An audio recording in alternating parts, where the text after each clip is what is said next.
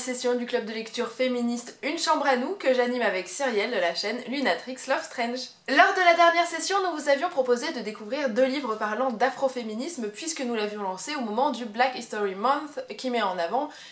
toute l'histoire en général des personnes noires. Je crois que je sais pas si c'est complètement aux États-Unis parce que je sais pas si ça a été lancé à cet endroit-là, mais quoi qu'il arrive, c'est l'occasion d'en parler puisque c'est malheureusement un thème qui est souvent tu. Au programme, il y avait donc Ne suis-je pas une femme de Bell Hooks que je vous avais proposé, et sur la chaîne de Cyrielle, il s'agissait de L'œil le plus bleu de Toni Morrison. Autant vous dire que j'ai passé un très bon moment avec ces 2 livres et que surtout je me suis pris une sacrée grosse claque et que du coup je vous encourage très fort à les découvrir à votre tour. Je vais commencer avec Ne suis-je pas une femme de Bell Hooks qui donc est un essai qui a été écrit dans les années 80. Ah bah voilà, ah oui il me frappe. Et à l'occasion de cet essai, Bell Hooks en fait se questionne sur la place des femmes noires aux États-Unis et surtout au niveau du féminisme noir puisque malheureusement aux États-Unis les femmes blanches ont souvent nié le féminisme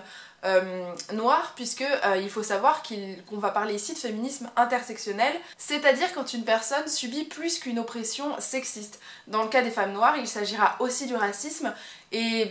du sexisme qui peut aussi avoir lieu au sein de ce racisme-là, donc ça devient plus complexe. Et les femmes blanches en fait aux États-Unis avaient tendance à nier cette réalité-là. Et du coup, c'est ainsi que sont nés en fait les mouvements féministes noirs qui revendiquaient donc les différentes oppressions que les femmes noires pouvaient vivre aux États-Unis et que les femmes blanches ne pouvaient évidemment pas ressentir ou qu'alors elles n'avaient décidé de ne pas voir. Personnellement, c'est quelque chose que je ne peux pas ressentir étant une femme blanche, évidemment que je ne vis pas cette seconde oppression et personnellement ça a été une grosse claque de me dire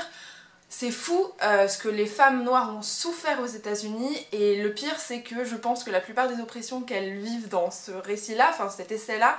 sont malheureusement toujours d'actualité et c'est très important qu'on en parle et c'est très important que le féminisme tienne compte de toutes les personnes et de toutes les oppressions qu'elles vivent. C'est un essai qui a été traduit en 2015, donc c'est quand même tout récent, et ce qui m'a surprise, même agréablement surprise, c'est qu'en fait tout a été traduit en écriture inclusive, ce qui est vraiment très cool parce que voilà, quand on parle de féminisme, on est aussi souvent pour l'écriture inclusive, alors je dis pas que c'est général, mais c'est vrai que ça fait partie de cette intersectionnalité là et c'est de prendre en compte tout le monde. Et l'écriture inclusive c'est vraiment son but également. L'essai est découpé en 5 grosses parties qui permettent réellement de comprendre la place des femmes aux États-Unis, en tout cas la place des femmes noires aux États-Unis, comment elles se sont construites et surtout comment l'homme blanc la plupart du temps et la femme blanche aussi ont participé à diffuser des mythes, à construire un espèce de culte autour de la femme noire qui était totalement faux et qui était souvent d'ailleurs tout à fait néfaste et dégradant. On part en fait de la période de l'esclavagisme aux États-Unis et donc de toutes ces femmes noires qui ont été ramenées de force aux États-Unis, qui d'ailleurs étaient jugées sur leur capacité à enfanter, puisqu'évidemment si elles produisaient des enfants, c'était de la main-d'œuvre supplémentaire pour le maître en fait de la plantation, et ils pouvaient ainsi revendre les esclaves s'ils le souhaitaient, ou les utiliser pour son propre profit. Malheureusement ça s'arrêtait pas là puisque les femmes noires subissaient évidemment énormément de violences, qu'il s'agisse de leur père, mais surtout des maîtres également, puisque souvent si elles ne remplissaient pas leurs tâches, elles étaient menacées de viol, puisque le viol était une punition en fait assez courante dans les plantations, ce qui est ultra frappant, ce qui est ultra malsain. Et le pire c'est que si jamais une femme noire se faisait violer par exemple par le maître de la plantation ou un homme blanc, régulièrement la femme de cet homme blanc allait en vouloir à la victime puisque selon elle c'était une concurrence contre son mari. Ce qui est totalement déviant, donc les femmes noires en fait subissaient toute forme de sexisme, qu'il s'agisse de leur père, donc des esclaves hommes noirs, qu'il s'agisse des hommes blancs, qu'il s'agisse des femmes blanches, elles étaient piégées de partout et en fait on vous explique qu'à partir de cette période de l'esclavagisme, l'homme blanc a commencé à construire tout un tas de mythes autour de la femme noire, par exemple en l'hypersexualisant, en lui apportant cet aspect de sauvagerie ou de sensualité qui était absolument pas justifié parce que voilà, c'est pas parce que t'as une couleur de peau différente que tu te comportes différemment. Et de l'autre côté en fait on venait sanctifier la femme blanche, on venait la considérer comme une femme pure et en opposition évidemment à la femme noire, ce qui fait que voilà, un fossé s'est créé entre à la fois les hommes et les femmes entre elles. Et en fait ça a été la source de la plupart du racisme et du sexisme qu'ont subi ces femmes noires. On va aussi vous parler de la période post-esclavagisme, où la plupart du temps les femmes noires remplissaient les travaux que personne ne voulait réaliser, même les hommes noirs, parce qu'ils jugeaient ces travaux dégradants, et les femmes étaient obligées de les faire, et en réalité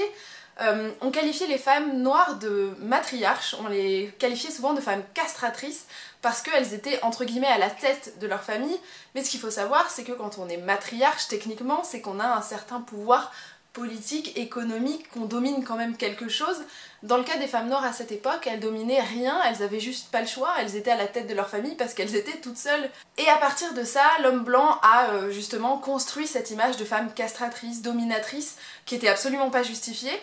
mais qui leur a permis en fait à travers les médias et à travers tout un tas d'autres médiums de diffuser des stéréotypes qui sont malheureusement persistants puisque actuellement on va souvent penser qu'une femme noire est plus sexualisée qu'une autre, en tout cas qu'elle est plus portée sur le sexe qu'une autre alors que c'est tout à fait faux, et on va souvent la voir comme une femme castratrice alors que là encore c'est tout à fait faux. On vous parle aussi de la concurrence entre les luttes féministes des femmes blanches et des femmes noires, sachant que en fait, la plupart du temps, les femmes blanches à cette époque-là niaient totalement le féminisme noir dans le sens où elles ne tenaient absolument pas compte de la double oppression qu'elles subissaient, comme je vous l'ai dit, et du coup ne se battaient que pour finalement leur point de vue et pas celui des femmes noires, mais la plupart du temps, les femmes noires se battaient pour les droits de toutes les femmes, ce qui n'était pas le cas des femmes blanches, ce qui est assez frappant, ce qui... Personnellement, je trouve ça honteux de se dire on lutte pour l'autre mais en fait on lutte que pour soi, et je me rends peut-être pas compte, ça se trouve moi j'ai pu adopter des comportements similaires, j'espère que c'est pas le cas, mais c'est vrai qu'en subissant pas la double oppression, on réalise que parfois on pense pas en fait en global, et c'est la claque que vous met en fait cet ouvrage-là, parce que vous réalisez vraiment que... le féminisme est l'affaire de tous et de toutes et qu'il faut absolument pas se limiter à son propre point de vue. C'est vraiment un essai qui pour moi déconstruit un tas de mythes, qui va surtout essayer de vous ouvrir les yeux. Moi il m'a mis une énorme claque, je le recommande littéralement à tout le monde. Il est capital pour comprendre à la fois le féminisme noir mais aussi le féminisme intersectionnel, puisque on va vouloir défendre toutes les oppressions que les femmes vivent. Et si en plus vous ne connaissez pas grand chose de l'afroféminisme, je pense que vous allez apprendre beaucoup de choses comme ça a été mon cas. C'est certainement pas le dernier ouvrage que je dirais de Bell Hooks, et voilà, ça m'a ouvert les yeux sur beaucoup de choses et je ne peux que vous le recommander très très très chaudement. Nous vous avions ensuite proposé de lire L'œil le plus bleu de Toni Morrison, qui a été publié dans les années 70 et qui dépeint en fait le quotidien de plusieurs personnes dans une petite ville américaine durant les années 40-50. Je tiens à vous mettre en garde si jamais il vous tentait, puisque il peut être assez déstabilisant. L'écriture de Toni Morrison est assez dense, elle est assez particulière aussi, je pense qu'il faut s'y faire, moi je l'avais étudiée au lycée donc je savais à peu près à quoi m'attendre. Mais en fait dans cette histoire vous ne suivez pas on va dire une histoire traditionnelle, puisque vous suivez plusieurs points de vue, quasiment chaque chapitre en fait vous présente le parcours et la vie d'un personnage différent, pas forcément d'un milieu social différent, mais qui occupera quand même une position différente à chaque fois. Vous allez par exemple suivre une petite fille d'une dizaine d'années, vous allez pouvoir suivre le parcours d'une mère, vous allez suivre le parcours d'un homme, vous allez suivre le parcours de prostituées également, et du coup ça peut être déstabilisant parce que c'est pas une histoire classique au sens propre, mais je trouve, avec le recul, parce que je l'ai lu avant Ne suis-je pas une femme, que ce bouquin complète parfaitement l'essai de Bell Hooks, puisqu'en fait il illustre la plupart des oppressions et des comportements que va vous présenter Bell Hooks. Vous aurez à la fois le comportement d'un homme noir à qui on va dire bah voilà, toi t'es un homme viril et ceci cela et tu dois entre guillemets peut-être dominer ta femme parce que c'est comme ça, donc l'homme grandit avec des fois des schémas hyper néfastes et va reproduire ces schémas là. Vous aurez aussi les femmes qui vont grandir avec l'idée que elles sont inférieures donc elles vont se comporter comme telles. Vous avez aussi ces phénomènes de rivalité entre les personnes et surtout les femmes blanches et les femmes noires chez les petites filles qui sont aussi représentées ici. On vous parlera aussi de sexisme dans une même communauté. Il est aussi abordé la question de l'inceste, hein, donc c'est pas évident non plus. Bref, je trouve que ce bouquin illustre parfaitement Ne suis-je pas une femme de Bell Hooks. C'est clairement pas une lecture facile, qu'il s'agisse du thème ou du style. Je pense pas que je le recommanderais à tout le monde parce que c'est pas toujours évident de se confronter à Toni Morrison. Mais on aborde très très bien la question du racisme et du sexisme en montrant que voilà, les filles grandissent avec un idéal de beauté qui souvent est blanc et qui du coup ne leur correspond pas et qui est totalement faussé dans le sens où on leur dit qu'une fille blanche c'est ça qui est beau, et du coup en opposition à leur propre beauté en leur disant que la leur ne l'est pas, et c'est ça qui est assez néfaste, et en fait les filles n'arrivent pas à s'approprier leur propre corps, leur propre beauté, Et c'est ça qui est très triste dans ce récit-là. Donc il est quand même relativement dur,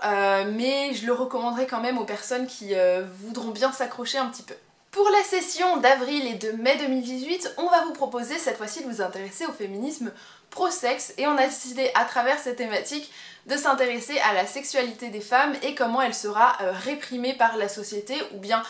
par les hommes, toute forme d'oppression en fait qui ont lieu sur la sexualité féminine à travers le monde. Pour ma part, je vous propose de découvrir Les plus voilées n'iront jamais au paradis de Chador Javan, qui vous propose de découvrir en fait le parcours de plusieurs femmes iraniennes et plusieurs en fait prostituées iraniennes qui sont opprimées en fait évidemment dans leur pays, puisque vous savez qu'il y a eu une révolution religieuse islamique en Iran il y a plusieurs années maintenant, ça fait un petit moment. Et il faut savoir que c'est un pays qui réprime énormément la place des femmes, elles ne peuvent pas sortir comme elles le veulent, il y a une police des mœurs dans les rues, vous pouvez être enfermé parce que vous ne portiez pas votre voile par exemple, donc c'est hyper difficile. Et en même temps, le bouquin illustre en fait la place des prostituées qui existent bel et bien en Iran, qui sont évidemment condamnées, mais qui font quand même totalement part de l'économie, puisqu'évidemment il y a de la clientèle et pas qu'un peu. Et l'idée de ce bouquin, c'est justement de traiter de l'hypocrisie qui règne autour de la sexualité féminine et du fait qu'elle est totalement niée et en même temps réclamée. Tout ce que je sais, c'est qu'on suit aussi le parcours de deux jeunes filles qui vont être séparées à l'âge de 12 ans. Voilà, je sais pas si l'une va devenir prostituée, si l'autre pas. J'imagine qu'on va avoir deux parcours un petit peu différents pour justement mettre en lumière cette problématique. Voilà, c'est un bouquin dont j'ai pas mal entendu parler déjà, qui me tente pas mal, donc j'ai très hâte de le lire, même si je pense qu'il sera clairement difficile. Je pense que la thématique sera pas évidente, qu'il y aura quand même une certaine dose de violence, donc je pense vous mettre en garde quand même à ce sujet. Mais je suis très curieuse de voir comment la question a été traitée, sachant que j'avais donc découvert une partie de l'histoire de l'Iran grâce à Lire Lolita à Téhéran de Azar Nafisi, que j'avais beaucoup aimé, qui avait été proposé dans le cadre du club de lecture, que je recommande du coup beaucoup parce qu'il est vraiment très intéressant. Pour découvrir quel est l'autre livre qui vous est proposé au cours de cette session, je vous invite à vous rendre sur la chaîne de Cyrielle afin de le découvrir. J'espère en tout cas que je vous ai donné envie de vous intéresser aux livres de cette session parce que vraiment ils étaient très bons. Si jamais vous les avez lus, n'hésitez pas à me donner votre point de vue dessus. Et en attendant, écoutez, j'espère que vous avez passé un bon moment avec moi. En attendant, je vous dis à très bientôt et je vous fais d'énormes bisous. Salut!